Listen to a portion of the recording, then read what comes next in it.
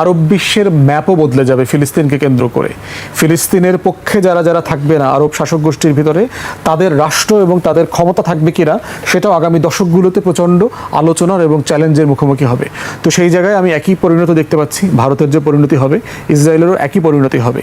এবং এই super power করে একটা যে ইউনিপোলার রাষ্ট্র সোভিয়েত ইউনিয়নের পতনের পরে আমেরিকা করেছে, সেটা থেকে আমরা দেখতে পাচ্ছি যে মাল্টিপোলার ক্ষমতার বলয় তৈরি হচ্ছে এবং গ্লোবাল সাউথ অনেক বেশি অ্যাসার্টিভ হচ্ছে বিভিন্ন ফোরাম থেকে, সেটা চায়না বলেন, চায়না নেতৃত্বে বলেন, অথবা আসিয়ান বলেন, ব্রিক্স বলেন, বিভিন্ন ফোরাম তাদের ক্ষমতা কিন্তু অ্যাসার্ট করছে। তো সেই জায়গাতে আমরা দেখতে পাচ্ছি যে মানে আমেরিকার সেই এক্সক্লুসিভ ক্ষমতার যে জায়গাটা সেটা অলরেডি ধ্বংস হয়ে গেছে। এটা এখনও আপনি দেখতে পাচ্ছেন, কারণ সে এখনও সবচেয়ে বড় অর্থনীতি, কোনো সন্দেহ নাই। গাজার নিয়ন্ত্রণ আসলে ইসরায়েলের নিয়ন্ত্রণে না, আপনার আমেরিকারও না। গাজার নিয়ন্ত্রণ হচ্ছে ফিলিস্তিনিদের উপরে, যারা প্রত্যেক দিন লড়াই করে ওখানে জীবনযাপন করছে এবং শহীদ হচ্ছে। তারা যদি কারো নিয়ন্ত্রণে থাকতো তারা ওই এলাকা ছেড়ে চলে যাইতো, মিশর চলে যাইতো, ফিলিস্তিন আপনার ইসরায়েলে চলে যাইতো, ইয়াতে আমেরিকাতে চলে যাইতো। অফার দেওয়া হয়েছে তো আপনার টোটাল মিশরের সাইনাইতে নতুন করে ফিলিস্তিনি রাষ্ট্র করে দেওয়ার অফার পশ্চিমারা দিয়েছে। টোটাল রাষ্ট্রটা বানায় দিবে, গাজাটা খালি করে দিতে হবে। রাজি হয় নাই তো। তাহলে গাজার নিয়ন্ত্রণ আসলে কার কাছে? মনে হচ্ছে সে মারা যাচ্ছে, মনে হচ্ছে সে আহত হচ্ছে, মনে হচ্ছে তার দালান কোঠা বুলডোজ করে দিচ্ছে, কিন্তু আসলে সেই নিয়ন্ত্রণে আছে, কারণ সে লড়াই করতে করতে জীবন দিচ্ছে। অতএব ওটার মালিক তারা এবং মালিকদের হাতে এটা আছে। সবগুলো সাইন এবং সাইনপোস্টগুলো যেটা বলছে আমাদেরকে দেখাচ্ছে সেটা খুবই পরিষ্কার ডাইরেকশন যে এই স্টেটের থাকবার কোনো সুযোগ নাই। শুধু তাই না, প্রথম কারো একটা বিষয় যেটা চেক করা দরকার সেটা হচ্ছে এই উদ্বেগের জন্মটা কে দিল। আজকে যে বাংলাদেশে তিস্তা প্রকল্প নামক একটা জিনিস নিয়ে আমাদেরকে আলাপ করতে হচ্ছে, কেন আলাপ করতে হচ্ছে? আমাদেরকে কেন পদ্মা ব্যারেজ করতে হচ্ছে? সেটা চীনের টাকায় হোক আর দেশের টাকায় হোক, এই কাজটা আমাকে কেন করতে হচ্ছে? ভারত যদি ফারাক্কা ব্যারেজ না করতো, আমার উপরে যদি সে পানি আটকে, যে ট্রান্সবাউন্ডারি রিভার্স আছে 57টা 54টা যেভাবে ডিফাইন করেন, এই 54টা নদী অভিন্ন নদীতে যে সে রিভার লিঙ্কেজ প্রজেক্ট করে ফেলছে, টিপাই মুখে, তিস্তার উপরে, পদ্মার উপরে, গঙ্গার উপরে, বিভিন্ন নদীতে বাংলাদেশের ছোট বড় 300+ নদী মারা গেছে গত 50 বছরে। তাহলে এই উদ্বেগটা যে আজকে করেছেন এটা কার হাতের কামাই? মানে আমরা কি ফারাক্কা ব্যারেজ করেছি? মানে আমরা কি আপনাকে উদ্বেগটার জন্ম দিয়েছি? না, আমরা আসলে ভিকটিম। আপনার সিদ্ধান্তের কারণে আমরা ভিকটিম এবং আমরা আসলে চাচ্ছি আমার কৃষককে, কৃষিকে, জেলেকে, নদীকে বাঁচিয়ে রাখবার জন্য আমরা সিম্পলি একটা স্বাভাবিক জিনিস চাচ্ছি। এখন আপনি যদি উদ্বেগ না চান, আপনি সবগুলো ড্যাম ভেঙে ফেলেন, সিম্পল জিনিস। আপনি তিস্তা থেকে শুরু করে পদ্মায় ব্যারেজে যতগুলো ড্যাম দিয়েছেন এগুলো সব ডিনামাইট দিয়ে আপনি ভেঙে ফেলেন। ভেঙে ফেললে কি করতে হবে? আমাকে আর পদ্মা ব্যারেজ করতে হবে না, আমাকে আর তিস্তা প্রকল্প করতে হবে না, আর তিস্তা প্রকল্পের জন্য চীনকেও এখানে দাওয়াত দিয়ে আনতে হবে না। খুব সিম্পল জিনিস তো। এখন আজকের যে কারণে আপনার উদ্বিগ্নতা, এই উদ্বিগ্নতার ট্যাবলেটও তো আপনার কাছে আছে, ডিপ্রেশন, অ্যান্টিডিপ্রেসেন্ট। ওটা খাচ্ছেন না কেন? মানে আমি তো কোনো কিছুর জন্য দায়ী না তো। আমি তো পিওরলি স্যার তো অফেন্সিভ কথা বলছেন। ইনফ্যাক্ট রিয়েলিটি কি, আমরা তো ডিফেন্সিভও খেলতেছি না এখন পর্যন্ত, কিছুই খেলতেছি না। তাহলে সেই জায়গায় ভারতের এই যে চতুর, মানে চাণক্যের বুদ্ধি, কৌটিল্যের বুদ্ধিতে যারা চলে, তাদের প্রবলেম হচ্ছে সব কিছু মাথা দিয়ে করার চেষ্টা করে, কিন্তু চিন্তার একটা বড় অংশ অন্তর দিয়ে করতে হয়, হার্ট দিয়ে করা লাগে, অনেস্টি থাকতে হয় চিন্তার। তাদের এই উদ্বিগ্নতার অনেস্টি নাই, ইন্টিগ্রিটি নাই। এটা তারা কিভাবে করবে? এখন দেখেন যে তাদের সিকিউরিটি হুমকি আছে। এখন সিকিউরিটি হুমকির জন্য কি আমরা দায়ী? আমরা কি 62 সালে অরুণাচল দখল করছি নাকি? আমরা কি ওই উপরের দিকে হিমালয়ের আশেপাশে থেকে জমি কি আমরা দখল করে নিয়ে নিচ্ছি নাকি? না, আপনি উদ্বিগ্ন কেন? বাংলাদেশ কি কখনো ভারতের সভরেন্টিকে এফেক্ট করেছে? করে নাই তো। তাহলে তিস্তায় চীনারা আসুক বা না আসুক, চীন নিয়ে যে দিল্লির ভীতি, এটা তো এমনিতে এক্সিস্ট করে। 62 সালে চীন অরুণাচল দখল করে ফেলছে, 3 দিন দখলে রাখছে, রেখে পতাকা দিয়ে আবার 3 দিন পরে ভলান্টারিলি উইথড্র করে চলে গেছে। কদিন আগে আপনি হয়তো দেখেছেন, 1-2 সপ্তাহ আগে ওখান থেকে চীনারা রাস্তা করতেছে, ভারত দাবি করতেছে এটা আমাদের রাস্তা। চীনা অ্যাগ্রি করে নাই যে না, এটা আমাদের জমিতে আমরা রাস্তা করতেছি। তাহলে এই উদ্বিগ্নতার অ্যাড্রেস করবার বিষয়ে তাদেরকে মাথায় রাখতে হবে, এটা তাদের সমস্যা, তারা এটার কারণ, এবং তাদের এটা সমাধান তাদেরকেই করতে হবে। দ্বিতীয় কথা দেখে যে ভারত এই যে হুমকি দিচ্ছে আমাদেরকে যে এটা গাজা বানায় ফেলবে, ইউক্রেন করে ফেলবে, এটা করবে, সেটা করবে। প্রশ্ন হচ্ছে কিভাবে করবেন আপনি? এখন আমেরিকা যিনি deputy secretary of state Christopher Landau, সে অবজারভার ফাউন্ডেশনে একটা বক্তব্য দেখলাম মার্চ মাসে। সেখানে সে পরিষ্কার করে ইন্ডিয়ানদেরকে বলেছে, দিল্লিতে, যে সেখানে সে পরিষ্কার করে ইন্ডিয়ানদেরকে বলেছে চায়নার ব্যাপারে, চায়নাকে ক্ষমতাশীল করে, চায়নাকে অর্থনৈতিকভাবে উন্নত করে আমরা যে ভুলটা করেছি সেটা আমরা ইন্ডিয়ার ক্ষেত্রে করব না। Message is very clear. The way we empower China to become economic superpower, we shall not do it to India. So you have to do your own business. আপনাদেরকে আপনাদের টার্মসে, রেগুলার টার্মসে ব্যবসা করতে হবে। এই প্রোগ্রামে উপস্থিত ছিল রয়ের সাবেক চিফ বিক্রম সুদ। তার আবার একটা ইন্টারভিউ দেখলাম, সে পরিষ্কার করে বলতেছে যে it's a clear warning for Indian politics and economy. এবং এইটার ওয়ার্নিংয়ের সূত্র কিন্তু আমরা দেখতে পাচ্ছি। দেখেন, রেসিপ্রোকাল ট্যারিফ এগ্রিমেন্ট দিয়ে যেটা করেছে, মোদির উপরে তো এক্সট্রা কর চাপায় দিছে, শুধু রেসিপ্রোকাল করে নেই, যেহেতু সে মাতব্বরি করতে গেছে তার উপরে আরও বেশি চাপায় দিচ্ছে। দ্বিতীয়ত দেখেন, গত সেই 90-এর দশক থেকে ভারত থেকে B121 ভিসা সমত ওই আইটি সেক্টরে প্রচুর লক্ষ লক্ষ মানুষকে তারা নিয়েছে। এটা ভিসা বন্ধ করে দিয়েছে ট্রাম্প এসে।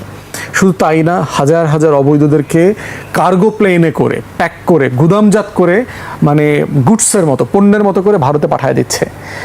অতএব এই যে বাস্তবতা, ট্রেড এগ্রিমেন্ট হচ্ছে না, রেসিপ্রোকাল ট্যারিফ এগ্রিমেন্ট দিয়ে দেখবেন যে বাংলাদেশের অনেক সুশীল বুদ্ধিজীবীরা প্রচুর আলাপ করে, বাংলাদেশ নির্বাচনের 3 দিন আগে এরকম একটা গোপন চুক্তি করছে। আমরা we are talking about $6-7-8 billion. ভারতের উপরে $500+ বিলিয়ন বোঝা চাপাই দিচ্ছে ট্রাম্প ট্রেড এগ্রিমেন্ট করে। অতএব এটা খুব পরিষ্কার যে আপনি যেখানে খেলবেন, আপনার খেলার যে আপনার ব্লাড সার্কুলেশন দরকার, আপনার যে অর্থনীতি দরকার, সেই অর্থনীতি আসলে ভারতের নাই, সে এটা প্র্যাকটিক্যালি করতে পারবে না। এবং এইবার যে মধ্যপ্রাচ্যের যুদ্ধে যে আমেরিকা ইসরায়েল হারলো, এর সাথে ইন্ডিয়াও তো হেরেছে, একসাথে হেরেছে। অতএব এই যুদ্ধে হারার মধ্য দিয়ে তার অর্থনীতিও তো বিপদগ্রস্ত অবস্থায় আছে। সে তো আর ইরানের মতো রিহ্যাবিলিটেশন তহবিল থেকে টাকা নিতে পারবে না, তার তো এটা সুযোগ নাই। আবার ইকুয়ালি দেখেন যে সে গ্লোবালি ডিপ্লোম্যাটিক জায়গাতে দেখেন তার যে নেইবারহুড, তার যে মহল্লা, তাকে ভারতকে অনেকেই আঞ্চলিক পরাশক্তি বলে। সে আসলে আঞ্চলিক পরাশক্তিও না, সে রাষ্ট্রই তো না, একটা ফ্র্যাকচার নেশন। সে ভারত আসলে একটা কলোনিয়াল স্টেট। তো এইখানে দেখেন তার মহল্লায় কোনো রাষ্ট্র নাই, কোনো দেশ নাই যে তার কথা শোনে। মানে নেপালের প্রধানমন্ত্রী তার সচিবের সাথে দেখা করে নাই, বলে এইসব সচিবের সাথে দেখা করার সময় আমার নাই, মোদিরে পাঠাও, ফেরত পাঠায় দিচ্ছে। তো সেইখানে আপনার বোঝা দরকার যে ভারতের ইন্টারনাল বাস্তবতাটা কোথায়। পলিটিক্সের অবস্থা দেখেন, it's a very tainted politics, কোনো পলিটিক্স নাই। বিজেপি ভারতের পলিটিক্স শেষ করে দিয়েছে, ভোট নষ্ট করে দিয়েছে, নির্বাচনী ব্যবস্থা ধ্বংস করে দিয়েছে, সকল রাজনৈতিক দলের এমপি মন্ত্রীদেরকে, বিরোধী দলেদেরকে ভয় ভীতি দেখায় দল ভেঙে দিচ্ছে। মানে ইটস এ টোটাল ক্যাওয়াস। এবং দেখেন এই ভারতটা কি, সে কিন্তু একটা কলোনিয়াল স্টেট, যেই ভারতের 84-85% নাগরিক স্বাধীন না, তার কোনো নাগরিক অধিকার নাই জাতপাতের কারণে। সেটা একটা কলোনিয়াল স্টেট। এখানে অচ্ছুত, দলিত, তারপরে হিন্দু মাইনরিটি, তফসিলি জনগোষ্ঠী যারা আছে, এরপরে মুসলমান, খ্রিস্টান, পাহাড়ি জনগোষ্ঠী, সবাই হচ্ছে এখানে একটা কলোনিতে বসবাস করছে। অতএব এইরকম একটা কলোনির রাষ্ট্রে থেকে আপনি কার সাথে যুদ্ধ করবেন? কে আপনার সাথে যুদ্ধ করবে? কয়দিন যুদ্ধ করতে পারবেন? আপনার রসদ আসবে কোত্থেকে? আপনার চারপাশে তো কোনো বন্ধু রাষ্ট্র নাই। অতএব সেই জায়গায়, এবং দেখেন ভারতের, ইন্ডিয়ার, মানে আমেরিকার জায়গা থেকে দেখেন যার যে ইন্ডো প্যাসিফিক স্ট্র্যাটেজি, আইপিএস তো ট্রাম্প এসে শেলফ করে দিচ্ছে, ইন্ডো প্যাসিফিকের ইন্ডো শব্দটাই কেটে দিচ্ছে প্যাসিফিক কমান্ড থেকে। অতএব সব কিছু মিলায়ে আপনার দেখবেন যে এই যে তুলসী গাবার্ড রিজাইন করলো গত কদিন আগে। তুলসী গাবার্ড আপনার মনে আছে কিনা, ট্রাম্প আসার পর যখন তারা দায়িত্ব দিল, ভারতীয় তো দেবতা বানায়া, পূজা টুজা দিয়া টিয়া, এই একজন লোক আমাদের আসছে দেবদূত, তিনি এখন আমাদের জন্য হয়ে কাজ টাজ করবেন টরবেন, ওনার পথ চলে গেছে। তো সব কিছু মিলে Bharat is in crisis, is a serious crisis. তার রাষ্ট্র থাকবে কিনা এটার জন্য কাউকে দায় দিতে হবে না। মানে চীন, বাংলাদেশ, পাকিস্তান কেউ কিন্তু তার রাষ্ট্র ভাঙার জন্য চেষ্টা করতেছে না, এইটা তার নিজের অর্জন, তার ফল। পশ্চিম বাংলা দেখছে না, কয়দিন আগে আপনার দিবস পালন করেছে, আপনার পশ্চিম বাংলা দিবস পালন করেছে 20শে জুন, কারণ যেদিন তারা মানে বাংলা থেকে বাংলা পার্টিশন হয়েছে সেই দিনটাতে তারা সেলিব্রেট করেছে। তো সব কিছু মিলিয়ে তার উদ্বিগ্ন হবার জায়গাতে তাকে বোঝা দরকার, চায়নার দিকে তাকায়া উদ্বিগ্ন হবার দরকার নাই, বাংলাদেশের দিকে তাকায়া উদ্বিগ্ন হবার দরকার নাই, পাকিস্তানের দিকে তাকায়া উদ্বিগ্ন হবার দরকার নাই। নিজের দিকে তাকান, খালি ফারাক্কা ব্যারেজের দিকে তাকান। আপনার যে 54টা নদীতে আপনি আমার পানি ফ্লো বন্ধ করে দিয়েছেন, ওই দিকে তাকান, ওইটা ডিনামার দিয়ে ওইটা ভেঙে দেন। তাহলে আমরা তিস্তা প্রকল্প শেলফ করে দেবো, সাসপেন্ড করে দেবো। চীনকেও আসতে হবে না, বেইজও করতে হবে না, কোনো ক্যামেরাও বসাইতে হবে না, আপনারা শান্তিতে থাকতে পারবেন, আমরা শান্তিতে থাকতে পারবো। এটা সম্ভব হতো যদি বিজেপি না থেকে কংগ্রেস ক্ষমতায় থাকতো, কিংবা এমনকি বিজেপির ওই যে অটল বিহারী বাজপেয়ীর মতো একজন প্রধানমন্ত্রী ভারতে থাকতো। কিন্তু বর্তমান ভারতের যে প্রধানমন্ত্রী, যা একেবারেই আরএসএস দ্বারা ডমিনেটেড, এটা কিন্তু ভারতের ইতিহাসে কখনো হয়নি। কেউ কল্পনাই করতে পারেনি যে সরাসরি আরএসএসের অখণ্ড ভারতের ধারণা একেবারে কার্যকর পররাষ্ট্র নীতির একটা রোড ম্যাপ হিসাবে এমার্জ করবে। আমরা তো এটা ভাবিনি। পাকিস্তান দেখতে পাচ্ছে যে খুবই অবাক হয়ে যে এইভাবে ইন্ডাস ওয়াটার ট্রিটি, একটা আন্তর্জাতিক চুক্তি guaranteed by the world bank, সেটা এখন ভারত ভাঙছে, মানে একেবারে অবলীলায়। কোনোভাবে আন্তর্জাতিক আইনের প্রতি ভারতের কোনো সামান্যতম শ্রদ্ধাও নাই। সে নিজে যেভাবে মনে করে একতরফাভাবে ইন্টারপ্রেট করছে। এটাই কিন্তু সবচেয়ে সর্বনাশা বাস্তবতা। আন্তর্জাতিক সম্পর্কে আন্তর্জাতিক আইনকে ডিফাই করলে, যেমন ট্রাম্প করছে রীতিমতো একেবারে কন্টিনিউয়াসলি, এটাই ইঙ্গিত দেয় যে আন্তর্জাতিক ব্যবস্থা ভেঙে পড়ছে। আন্তর্জাতিক ব্যবস্থার সবচেয়ে শক্তিশালী শক্তি হচ্ছে আন্তর্জাতিক আইন। স্যার, এটা পরিণতি তাহলে কি দাঁড়াতে পারে? পরিণতি যা হবে দেখেন, রাষ্ট্র ব্যবস্থা যেভাবে ছিল, রাষ্ট্র ব্যবস্থায় এখন আস্তে আস্তে চির ধরছে। রাশিয়া ইউক্রেনের অংশ ক্লেম করছে, ইসরায়েল এক্সপ্যানশনের দিকে যেতে চাইলেও সে পারছে না, ইরানের কারণে থেমে যেতে বাধ্য হচ্ছে। তারপর আপনি মায়ানমারের দিকে তাকিয়ে দেখেন, এখানেও কিন্তু ভারত মায়ানমারের সাথে যে সম্পর্ক গড়ে তুলছে, সেটা আমাদের এই বাংলাদেশের অস্তিত্বের প্রতি একটা হুমকি। বা মায়ানমারের যে সামরিক জুন্তা, ওরা এখন ইচ্ছাকৃতভাবে মায়ানমারের এই রাখাইন অঞ্চলে সামরিক উদ্যোগ নিচ্ছে, যেগুলো এমনি আপাত দৃষ্টিতে মনে হচ্ছে যে না, আরাকান আর্মিকে রিপ্রেস করবে, কিন্তু এটা অনেকাংশেই বাংলাদেশের দিকে একটা ওয়ার্নিং দেয়া যে আমরা কিন্তু তোমাদের পার্বত্য অঞ্চলের দিকে আমাদের চোখ রয়েছে, সেন্ট মার্টিনের দিকে চোখ রয়েছে। তাদের একসময় ম্যাপ বানিয়েছিল, সেন্ট মার্টিনকে অন্তর্ভুক্ত করা হয়েছিল। এইগুলো সমস্যা সমাধানের একমাত্র উপায় হচ্ছে চীনকে আমাদের মিত্র হিসাবে, সামরিক মিত্র হিসাবে গ্রহণ করার ব্যাপারে দ্রুত পদক্ষেপ নেওয়া। এবং এটা চিন্তা করলে চলবে না যে আমেরিকানরা ডিসপ্লিজড হবে। আমরা আনন্দিত এটা ভেবে যে মার্কিনিরা অলরেডি এটা বুঝতে পারছে যে ভারতের যে এই যে সুপার পাওয়ার অ্যাম্বিশনস আমেরিকার জন্য কতখানি ক্ষতিকর হতে পারে। এটা যদি আগামীতে ইলেকশনস হয়, ডেমোক্রেটসরাও ক্ষমতায় আসে, কিংবা ধরেন একটা কংগ্রেসের ক্যারেক্টার যদি পাল্টে যায়, তবে এই আমলাতন্ত্রের ভিতরে যখন এই আইডিয়াটা একবার মানে স্ট্রেট ফরওয়ার্ড ওয়েতে গড়ে ওঠে যে ভারত একটা হুমকি, তখন মার্কিনিরা আর আমাদেরকে কি বলে সেরকম চাপ দেয়া থেকে বিরত থাকবে যে চীনের সাথে সম্পর্কে এগুতে পারবে না। আমাদের সবচেয়ে বড় এক্সাম্পল আর গাইড হচ্ছে এখানে পাকিস্তান কিভাবে নানা বাধা সত্ত্বেও কিন্তু চীনের সাথে আনুগত্যের সম্পর্কটা তারা এমন পর্যায়ে নিয়ে গিয়েছে যে আজকে সরাসরি চীন পাকিস্তানের পক্ষে যুদ্ধে অংশগ্রহণ করেছে। অথচ আমরা ট্রেডিশনালি সবসময় বলে আসি যে চীন ব্যবসায় ব্যবস্থা করে, যারা ক্ষমতায় আসে তাদের সাথেই চীন কি বলে ট্রেড রিলেশনস করে, চীন কখনো অন্যের যুদ্ধে জড়িত হয় না। এটা হয়তো আগে সত্য ছিল অনেকাংশে, কিন্তু আমরা দেখেছি দেয়ার ওয়্যার এক্সেপশনস যখন চীন এগিয়ে আসছে। ভিয়েতনাম যুদ্ধে কি সহযোগিতা করে না আমেরিকার বিরুদ্ধে ভিয়েতনামকে? ইউক্রেনের যুদ্ধে রাশিয়া কি সহযোগিতা করছে না? এবং সরাসরি এই যে পাকিস্তানের পক্ষে তাদের বিমান, অ্যাওয়াক্স বিমান অংশগ্রহণ করলো, যার ফলে পাকিস্তান আমেরিকার ইন্ডিয়ান প্লেনস ফেলে দিয়েছে। এই মানে ক্ষত থেকে ইন্ডিয়া সহজে বের হতে পারবে না। আমার ধারণা যে ইন্ডিয়া এত দুর্বল যে যদি চীন, বাংলাদেশ আর পাকিস্তান মিলে এয়ার ডিফেন্স কভার তৈরি করে, যদি এই যে অন্যান্য যে আধুনিক প্রক্রিয়াগুলো, সাইবারনেটিক্সের ধারণাকে বাংলাদেশ যদি চীনের কাছ থেকে গ্রহণ করে, সামরিক ভিত্তিতে অত্যন্ত নিবিড়ভাবে গ্রহণ করে, এবং আমেরিকার আপত্তি সত্ত্বেও যদি বাংলাদেশ সেই পথে চলে, যদিও এটা নির্ভর করে লিডারশিপের কোয়ালিটির উপরে। বাংলাদেশের লিডারশিপে তো বাংলাদেশ শুধু বিশ্বাসঘাতকের অভাব নাই, মানে বিশ্বাসঘাতকতা করার প্রবণতা এখনও চলছে। এখনও ভারতের কাছ থেকে টাকা নিয়ে অনেক বিশ্বাসঘাতক নতুন করে জন্ম নিচ্ছে। এইসব বাস্তবতা সত্ত্বেও কিন্তু আমরা চিন্তা করতে পারি যে একটা ন্যাশনালিস্ট লিডারশিপ হয়তো গড়ে উঠবে, যারা চীনকে একেবারে স্পষ্ট একটা মিত্র হিসাবে মেনে নিয়ে সেই প্রযুক্তিগত উৎকর্ষতা অর্জন করবে এবং পাকিস্তানের অ্যাডভাইস কাজে লাগাবে। পাকিস্তানের অ্যাডভাইস আমাদের জন্য একটা অত্যন্ত গুরুত্বপূর্ণ বাস্তবতা। সেটা হয়তো পাকিস্তান নিজ স্বার্থে যেমন ব্যবহার করছে, তেমনি এখন আন্তর্জাতিক কূটনীতির এক সর্বোচ্চ পর্যায়ে চলে গিয়েছে পাকিস্তান, এবং তাদের যে কূটনৈতিক দক্ষতা অপরিসীম গুরুত্ব বহন করে। অনেকেই জানে না যে ইন্ডিয়া পাকিস্তানকে একেবারে এমনভাবে টেন্ট করেছে যে পাকিস্তান হচ্ছে সন্ত্রাসের জন্মদাতা। আসলে এক্স্যাক্টলি ইন্ডিয়া হচ্ছে সন্ত্রাসের জন্মদাতা। ইন্ডিয়ান বিহেভিয়ার আপনি দেখেন বাংলাদেশের প্রতি, বারবার নিজে যেই অন্যায়টা করেছে সেই অন্যায়টাই বাংলাদেশের ঘাড়ে চাপিয়ে দিয়েছে। কমিউনাল রাইটস দেখেন ইন্ডিয়াতে হতে যাচ্ছে একতরফা, যেখানে তারা খ্রিশ্চানদের চার্চও ভেঙে ফেলছে। এটা তো অ্যাবসলিউটলি আনএক্সেপ্টেবল আন্তর্জাতিক প্রক্রিয়ায়, এবং আমেরিকান কূটনীতিকরা তো এগুলো সব সরাসরি দেখছে, এখন তো লুকানো যায় না, সব কিছু you can see it on camera. So India এখন আগামী দিনে বাংলাদেশের সাথে সম্পর্ক উন্নয়ন করতে পারবে না, সম্ভব না, unless we are A submissive nation.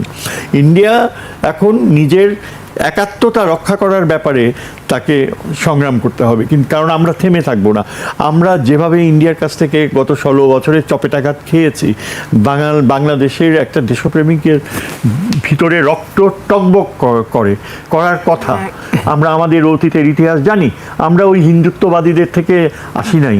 ওই যে 3000 আগের গোপাল, শশাঙ্ক, তারা একটা আলাদা জাতি, সেই দিকে যাদের আনুগত্য তারা এই বাংলাদেশে আলাদা জাতি, আর আমরা যারা বাঙালি মুসলমান আমরা আলাদা জাতি। আমাদের উৎপত্তি বলতে গেলে ইখতিয়ার বিন বখতিয়ার খিলজির সময় থেকে, এবং তখন থেকে এই যে মুসলমান শাসন হয়েছে, সুলতানসরা শাসন করেছে, সেই দীক্ষা কেন আমরা পরিত্যাগ করব? আমাদেরকে সেটা এই তারেক জিয়ার যদি সরকার টিকে থাকতে হয় ফিরে আনতে। সুলতান শামসুদ্দিন আজম ইলিয়াস শাহ, তিনি বাংলা ভাষাকে কি গুরুত্ব দিয়েছে সেটা কলকাতার হিন্দুরা মুছে ফেলছে। তাদের ভাষায়, তাদের পড়াশোনায় সব কিছু হিন্দুত্ববাদী ধারা চলে এসছে। আমাদের নবাব সলিমুল্লাহকে হত্যা করা হয়েছে কলকাতায়, কয়জন জানে? নবাব সলিমুল্লাহকে হত্যা করা হচ্ছে। এই মানুষটি নিজের জীবন দিয়েছে। 1905 সালে এই মুসলিম লীগ সৃষ্টি করেছে, অল ইন্ডিয়া মুসলিম লীগ। আমার অবাক লাগে যে 1915 সালের পরে এত দীর্ঘ সময় কেউ, কোনো মুসলমান শক্তিশালী গ্রুপ দাবি করেনি যে এটার রহস্য আবিষ্কার করা হোক। কীভাবে নবাব সলিমুল্লাহ যদি বেঁচে থাকতো তাহলে হয়তো আমরা এই পূর্ব দিকের নর্থ ইস্ট ইন্ডিয়া হারাতাম না, তাহলে হয়তো আমাদের যে প্রক্রিয়া থাকতো উনি হয়তো ওই আমাদের স্বাধীনতা দেখে যেতে পারতেন নবাব সলিমুল্লাহ, অন্যরা যেভাবে দেখে ফেলছে। তেমনি সেই চিন্তায় আমাদেরকে এখন নতুন করে আমাদের জাতীয়তাবাদী চেতনা গড়ে তুলতে হবে, এবং সেইভাবেই আমরা আমাদের চোখের সামনেই আর ইনশাল্লাহ দেখতে পাবো যে ভারত যেভাবে অন্যায়ভাবে সৃষ্টি হয়েছে, ওই মাউন্ট ব্যাটেনের বেগম সাহেবের চরিত্রহীনতা আর নেহেরুর যে পারভার্সন, যার কারণে তারা এইভাবে আমাদেরকে ডিনাই করেছে, মত ইটেন পাকিস্তান যেটাকে বলা হয়, আমরা পেয়েছি। সেই বাস্তবতা পরিবর্তন হবে, একটা না একটা সময় পরিবর্তন হবে। কারণ ভারত একটা আর্টিফিশিয়াল এন্টিটি, যতই বলুক আমরা শক্তিশালী, যুদ্ধ করার মতো সাহস ওদের নাই। আমরা তো আসলে কেউই এই চুক্তির বহুদিন চলবে অথবা আমেরিকা এটা টিকা রাখবে অথবা ট্রাম্প এটা মান্য করবে এমনটা আশা আসলে দুনিয়াতে কেউই করে নাই। চুক্তিতে সবাই খুশি হয়েছে, কিন্তু পার্টিকুলারলি ইসরায়েল এবং ইন্ডিয়া এই উস্কানিটা দেওয়া বন্ধ করে নেই। কারণ হচ্ছে যে আপনার নেতানিয়াহু জানে যে তাকে আসলে জেলে যেতে হবে, এবং সে কন্টিনিউয়াসলি বিভিন্ন জায়গাতে পুশ করতেছে। সে দেখবেন যে প্যারালালি আবার লেবাননের সাথে একটা চুক্তি করেছে ইসরায়েল, চুক্তি করে সেখানে বলেছে যে নন স্টেট এন্টিটিগুলোকে নিয়ন্ত্রণ করতে হবে। এর মানে তারা কারা? তারা হচ্ছে হিজবুল্লাহ, যারা ইসরায়েলের বিরুদ্ধে আন্দোলন প্রতিরোধ গড়ে তুলতেছে। এর মানে হচ্ছে যে ইরানিয়ান প্রক্সি বলা হচ্ছে, তাদেরকে এখান থেকে নির্মূল করতে হবে, এবং কন্টিনিউ সেখানে বোম্বিং করছে। তো সেই জায়গাতে চুক্তি তো টেকনিক্যালি ইসরায়েল এবং ইসরায়েলের প্রক্সিগুলো চেষ্টা করতেছে ভেঙে ফেলার জন্য, এবং সেটা অলরেডি চলছে। অতএব এখানে আমি খুব বেশি আশ্চর্য হইনি। এবার যেটা হচ্ছে যে প্রতিদিন যেটা ঘটতেছে তার মধ্য দিয়ে আমেরিকা তার দুর্বলতা এক্সপোজ হচ্ছে। কালকেও কিন্তু আমেরিকার একটা চপার ড্রোন দিয়ে ফেলে দেওয়া হয়েছে, এবং আপনি দেখেছেন যে অয়েল ট্যাঙ্কার যেটা ছিল, প্রো আমেরিকান কান্ট্রিগুলো যারা ওখান থেকে তেল গ্যাস নিয়ে আসছে অনেকগুলোতে ইরান বোম্বিং করেছে, ব্লক করে দিয়েছে। এবং কুয়েত এবং বাহরাইনের প্রায় 85টা ভেন্যুতে ইরান বোম্বিং করেছে। অতএব একটা বিষয় খুব পরিষ্কার যে চুক্তিতে যেগুলো অ্যাগ্রি করেছে যদি আমেরিকা সেগুলো না মানে, ইরানের স্পিকার তো অলরেডি বলে দিয়েছে যে আমরা যুদ্ধের জন্য প্রস্তুত আছি এবং তারা সেটা কন্টিনিউ চালিয়ে যাবে এবং ইরান কনফিডেন্স লেভেলে এখন ভেরি হাই। ইমাম খামেনির জানাজাকে কেন্দ্র করে সারা দুনিয়ার হেড অফ স্টেটরা যেভাবে গেছেন ওখানে তাদেরকে শোকেস করেছেন, এক সপ্তাহব্যাপী ফিউনারাল স্টেট লেভেলে সার্ভ করেছে। তো সব কিছু মিলিয়ে মানে Iran is in the upper hand now. So Trump যেটা করছে সিম্পলি, কেউ বলছে এটা দিয়ে সে আসলে ব্যবসা করছে, মধ্যপ্রাচ্যগুলোকে ভয় দেখায় প্রচুর ইনভেস্টমেন্ট নিতেছে। Kuwait, Qatar, Saudi Arab trillions of dollar invest করবে বলে অলরেডি ওয়াদা দিয়েছে। $15 ট্রিলিয়ন আপনার ইনভেস্টমেন্টের ওয়াদা আসছে, কিন্তু উল্টাটাও আসছে। গত 4 মাসে আমেরিকার ইকোনমিক লসের কথা বলা হচ্ছে প্রায় $400 বিলিয়ন। তার ভিতরে যুদ্ধের ক্ষতি আছে, বিজনেসের ক্ষতি আছে। এই যে রেসিপ্রোকাল ট্রেড এগ্রিমেন্ট যেগুলো হয়েছে, অনেকেই এখন আমেরিকার সাথে কেনাবেচা বন্ধ করে দিয়েছে। কারণ আমি গরিব দেশ, তোমার কাছ থেকে কিনলে যদি আমার বেশি খরচ হয়, আমি তোমার কাছে কিনবো না ভাই, বেচবো না তোমার কাছ থেকে, আমি অন্য জায়গা থেকে কিনবো, অন্য জায়গায় বেচবো। আমি অর্থনীতির ডাইভার্সিফিকেশন করব। আবার ইকুয়ালি যেটা হচ্ছে যে আপনার এক্সপোর্ট ইম্পোর্ট ধসে যাওয়ার কারণে যেটা হচ্ছে আমেরিকার ডোমেস্টিক ইকোনমি সাফার করতেছে, তার লেবার মার্কেট সাফার করছে। তো সব কিছু মিলায় হচ্ছে যে আমেরিকার অর্থনীতির অবস্থা কিন্তু ভালো না। তো এই বাস্তবতাটা যদি ট্রাম্প কন্টিনিউ করে তাহলে তাকে সাফার করা কন্টিনিউ করতে হবে। আমি ইরান অথবা গ্লোবাল সাউথকে যদি ধরি, তার আসলে হারানোর এখানে কিছু দেখছি না। স্যার কাছে আসলে স্যার কীভাবে দেখছেন, মানে যুদ্ধ কি মানে একেবারে ফুল স্কেলে শুরু হবে নাকি এইরকমভাবেই চলতে থাকবে? না, আমার মনে হয় না। এটা হচ্ছে যখন বড় একটা আগুন লাগে সেটা নিপতে নিপতে সময় লাগে, আবার কিছু কিছু ক্ষেত্রে আগুনটা জ্বলতে থাকে বেশি সময়, সেরকমই অবস্থা এখন। এটা হচ্ছে জাস্ট মানে শেষে ওয়ার অফ নার্ভস এটাকে বলতে হয়, যে ইরান কতখানি প্রস্তুত আসলে, যে যদি আমেরিকা কোনো দুরভিসন্ধি থাকে ট্রাম্পের, তাহলে ইরানের রেসপন্স কী হবে। অবভিয়াসলি আমেরিকা যখন একটা আন্ডারস্ট্যান্ডিংয়ের থেকে বিচ্যুতি দেখাচ্ছে, ইরান কিন্তু পাল্টা আঘাত করবেই। তবে আলটিমেটলি এটা আবার শুরু হওয়ার মতো বিশ্ব অর্থনীতির টলারেন্স লেভেল অ্যালাউ করবে না। বিকজ আলটিমেটলি আপনাকে দেখতে হবে যে আমেরিকার পক্ষেও নেটো মেম্বার্সরা কতখানি পারমিসিভ হবে। এটা নেটো মেম্বার্সরা একেবারেই এর বিপক্ষে। নেটোকে তো তিনি আঘাত নিয়েছেন গত পরশুই। এগুলো আমরা পাবলিকলি দেখি, এগুলো প্রদর্শন করে একটা দুর্বল ট্রাম্প এখন হাত ছুঁড়ে দেখাচ্ছে যে সে এখনও শক্তিশালী। আসলে ট্রাম্পের সাথে যারা যে টিম রয়েছে, বিউরোক্রেটসদের সর্বোচ্চ পর্যায়ে, তারা এখন ব্যস্ত হওয়া শুরু হয়ে গিয়েছে যে ট্রাম্প অ্যাডমিনিস্ট্রেশন শেষ, তারা চাকরি খুঁজছে রীতিমতো, দেয়ার সেন্ডিং দেয়ার সিভিজ এবং খুঁজছে কে কোথায় যাবে। এইরকমই হয় প্রত্যেকটা অ্যাডমিনিস্ট্রেশনের সেকেন্ড টার্মে।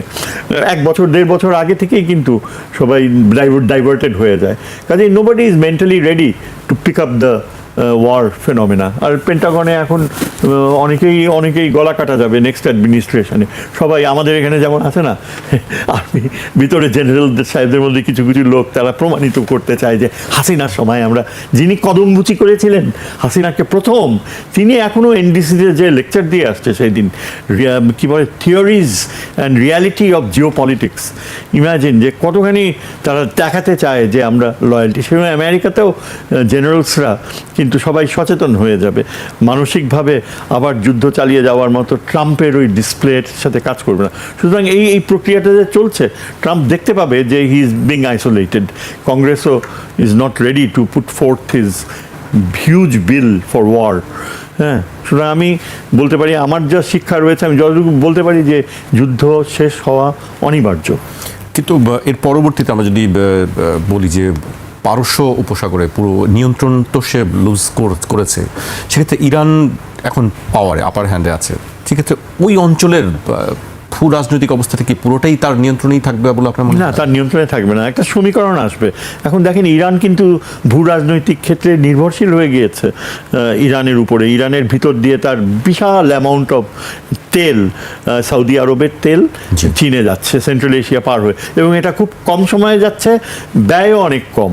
এই যে চীনের এইসব উদ্ভব করার প্রবণতা, এটা সৌদি আরবকে এফেক্ট করবে, অন্যান্য দেশকে। দেখেন ইউএই কীভাবে ইরানের কাছে ক্ষমা চেয়েছে, বলে যে যা টাকা চাও সব দিব, তোমরা আমাদেরকে কিছু ক্ষতি করো না।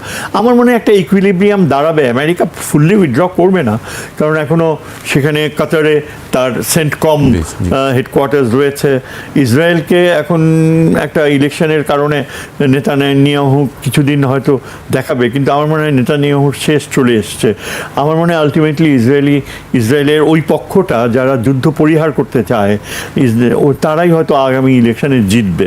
আমার মনে হয় না যে স্যার এখানে এই মুহূর্তে কি গাজার যে ক্রাইসিসটা বহু কাল ধরে, সেটি কি শেষ করার জন্য কোনো উদ্যোগ কি নেবে আসলে? সেই উদ্যোগ নিতে হলে ইজিপ্টকে সামনে, এখন আপনাদের বা আমরা দেখছি মানে উপযুক্ত সময় বলা যায় যেটি, এটার কি রয়েছে ইজিপ্টের হাতে, কাতারের হাতে। ইজিপ্ট ইজ দ্য কি প্লেয়ার। এখন প্রেসিডেন্ট সিসি একটু বোঝা উচিত যে তার টিমকে যে জোর করে হারানো হলো, ওয়ার্ল্ড কাপ সকার কিন্তু একটা রোল প্লে করে। এবং আমার তো ধারণা ছিল যে Sisi will pick up the fall, tell Trump যে look, you get the match replayed or I am going to quit as your ally, এরকম কিছু যদি ফোন করে বলে আমি অবাক হতাম না। তবে আসল কথা হচ্ছে যে এটা অনেকাংশেই নির্ভর করছে ইজিপ্টের হাতে, আর এইদিকে এই যে কাতার, তারপর টার্কি, এদের হাতে। আমার মনে হয় ফিলিস্তিন রাষ্ট্রের ধারণা আরও কাছাকাছি চলে আসছে। স্বয়ং মার্কিন যুক্তরাষ্ট্রেও কিন্তু ইয়াঙ্গার জেনারেশন অত্যন্ত সজাগ, তারা ফিলিস্তিন রাষ্ট্রের পক্ষে চলে আসছে।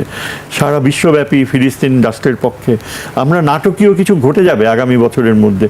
এই বছরেই আমার মনে হয় আমাদের জেনারেল অ্যাসেম্বলির প্রেসিডেন্ট যিনি হচ্ছেন বাংলাদেশের প্রতিনিধি, তিনি একটা নাটকীয় কিছু করে বসলেও আমি অবাক হব না। আরব বিশ্বের জনগণ তো এই পক্ষে অলরেডি আছে।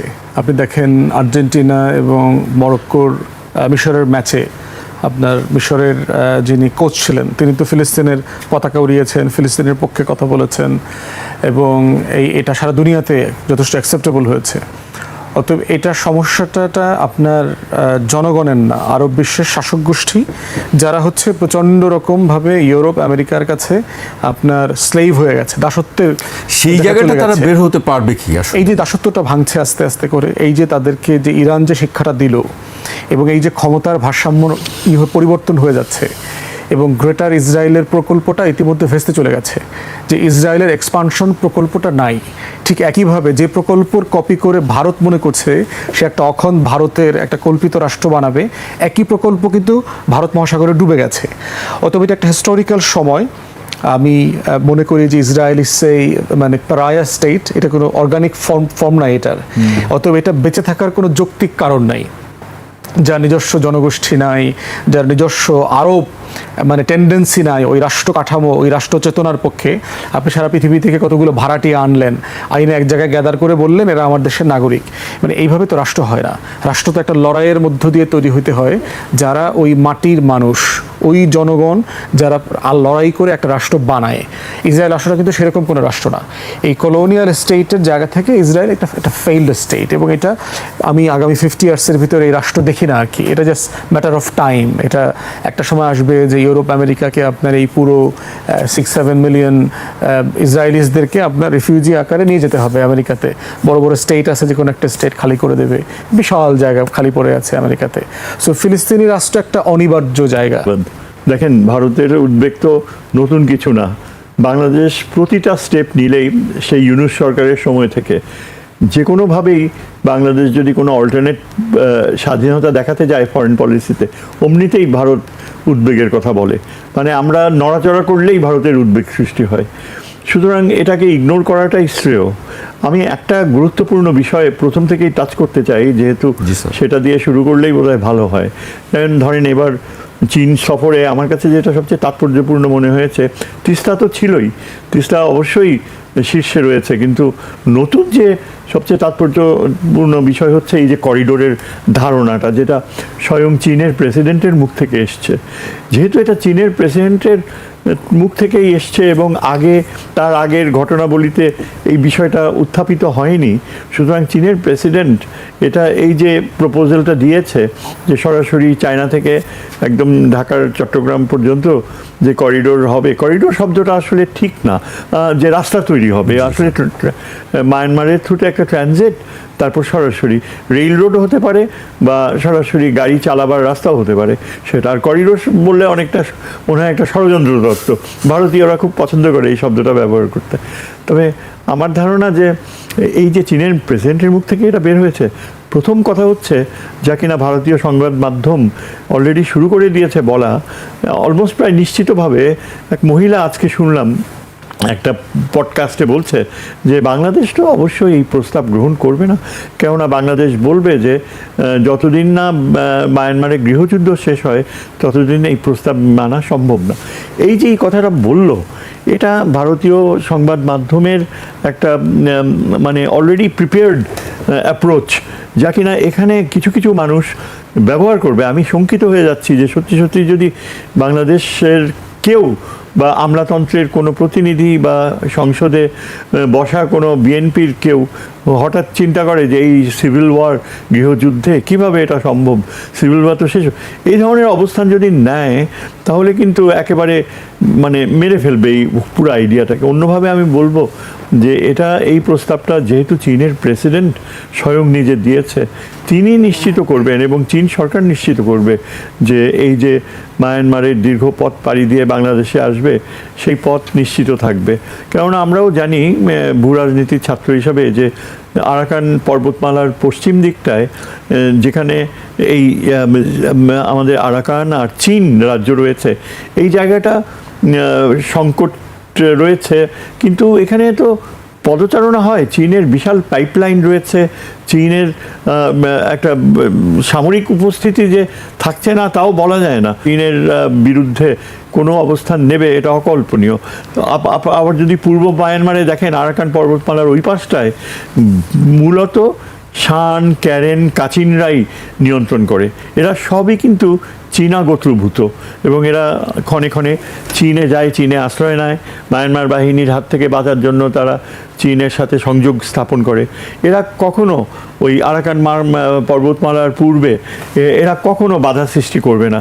আর তাছাড়া আরেকটা ব্যাপার হচ্ছে যে চায়নার কুনমিং থেকে মন্দালয় পর্যন্ত অলরেডি রয়েছে, সড়ক ব্যবস্থা রয়েছে।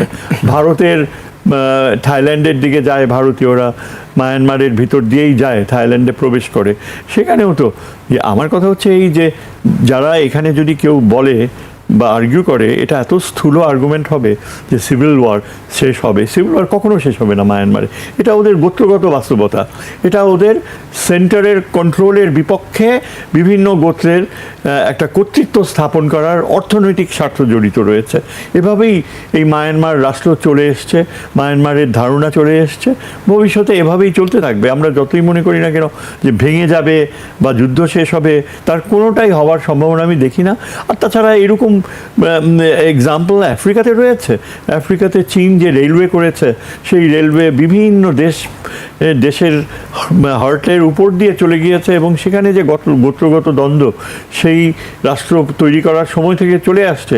কারণ জিওমেট্রিক বাউন্ডারিজ যাকে বলি, স্ট্রেট লাইন টেনে দিয়ে বাউন্ডারি তৈরি করা হয়েছে এবং সেখানে তো গোত্রগত দ্বন্দ্ব কত রকমভাবে চলে এসছে। সেখানে চাইল্ড সোলজার্স ইন্ট্রোডিউস হয়েছে। সেই গোত্রগত দ্বন্দ্বের কারণে চীনের রেলওয়েজ তো থেমে থাকে নাই। আজকে বৈপ্লবিক পরিবর্তন হচ্ছে আফ্রিকান দেশগুলোর জীবনযাত্রায়, just because of this connectivity. সুতরাং অবশ্যই আশা করা যায়, আমি মনে করি যে আমাদের সরকারের উচিত ছিল, যখন চীনের প্রেসিডেন্ট প্রস্তাব দিল, সাথে সাথে আমাদের প্রধানমন্ত্রীর উচিত ছিল গভীর আস্থার সাথে চীনের এই প্রস্তাবকে তাৎক্ষণিকভাবে অ্যাকসেপ্ট করে নেওয়া। যে we are honoured, we are privileged mister president that you have offered this proposal. আমরা জানি যে যখন এই যে মায়ানমারের রোহিঙ্গা সমস্যা শুরু করা হয়, তখন আমরা অনেকেই সিনিয়র কূটনীতিক যারা ছিল, যারা এখন রিটায়ার করে গেছে, তাদের সাথে কথায় বলতাম যে ভাই তোমরা মিলিটারি স্টেপস নাও না কেন, রোহিঙ্গাদের ফেরত পাঠাতে হলে আমাদের অবশ্যই সামরিক পদক্ষেপ নিতে হবে। তখন এদের খুব স্ট্রং অবস্থান ছিল, ফরেন মিনিস্ট্রিরই খুব স্ট্রং অবস্থান এই ছিল যে আমরা এই রোহিঙ্গা ইস্যুটা একটা আন্তর্জাতিক বিষয়, সেটা জাতিসংঘ দেখবে, মার্কিন যুক্তরাষ্ট্র দেখবে, আমরা কেন এর পেছনে আমাদের সম্পর্ক মায়ানমারের সামরিক বাহিনীর সাথে ক্ষতিগ্রস্ত করব? আমাদেরকে ভবিষ্যতে মায়ানমার হয়ে চীনে যাওয়ার রাস্তা তৈরি করতে হবে, সেটা চীনকে রাজি করাতে হবে, সেটাই হচ্ছে আমাদের একটা বড় কৌশলগত উদ্দেশ্য। এক্স্যাক্টলি এই পজিশন ছিল ফরেন মিনিস্ট্রি। কাজেই আজকে এটা নিশ্চিতভাবে বলতে পারি যে এই যে প্রস্তাব দিয়েছে চীনের প্রেসিডেন্ট, এটা অনতি বিলম্বে আমাদের চীনকে জানিয়ে দেওয়া উচিত। এবং এটা নিয়ে যারা বাধা সৃষ্টি করবে, যারা বলবে সিভিল ওয়ার হচ্ছে, আমরা কেন ঝুঁকিতে যাব, চীন অনেক বেশি লাভবান হবে, আমরা কেন মার্কিনীদের অনাস্থায় যাব, এগুলো এত অসংলগ্ন যুক্তি যেগুলো তাচ্ছিল্য ছাড়া আর কোনো কিছুই করা উচিত না। মার্কিন যুক্তরাষ্ট্র আসলে চাইবে, তাদের অ্যাডমিনিস্ট্রেশন চেঞ্জ হচ্ছে, তারা দেখতে চাইবে চীনের সাথে আমাদের যোগাযোগ ঘটে উঠুক। আপনি দেখেন এখানে যে মার্কিন রাষ্ট্রদূত ঘুরে বেড়াচ্ছে সারা শহর আনন্দে, কত রকমভাবে আমাদের এখানকার খাবার টেস্ট করছে। সেদিন দেখলাম যে তিনি ঘুরে ঘুরে বিভিন্ন জায়গায় যে সেখানকার ল্যাঙ্গুয়েজ, কালচার, এসব নিয়ে কথাবার্তা বলছে। এগুলো ডিসপ্লে করছে কেন? ডিসপ্লে করছে এই জন্য যে মার্কিনিরা খুব খুশি হচ্ছে যে ভারতের গালে একটা চপেটাঘাত পড়ুক। এখন আপনি যেই কথাটা বললেন যে আরও অন্যান্য তিস্তার ব্যাপারটাও আমি বলি, যে আমি একটু বেশি সময় নিয়ে নিচ্ছি, তারপরেও এটা সত্যি কথা যে তিস্তার প্রশ্নে অবশ্যই এখন জিওপলিটিক্স সবচেয়ে বড় প্রাধান্য পাওয়া উচিত, পাচ্ছেও। তিস্তার ভিতর দিয়ে এখন ভারত এত প্রোপাগান্ডা করছে, তাদের ভাষ্যকাররা একেবারে মুখের ভাষাকে রসে পরিণত করছে যে আমাদের ভিতর দিয়ে, আমাদের নদীর ভিতর দিয়ে কিভাবে বাংলাদেশ তিস্তা প্রজেক্ট চাই চীনকে দেয়, আমরা দেখে নেব। এদের একটু বোঝা উচিত যে তিস্তা অরিজিনেট করে সিকিমের বাউন্ডারি খুব কাছেই হচ্ছে চীনের বাউন্ডারি।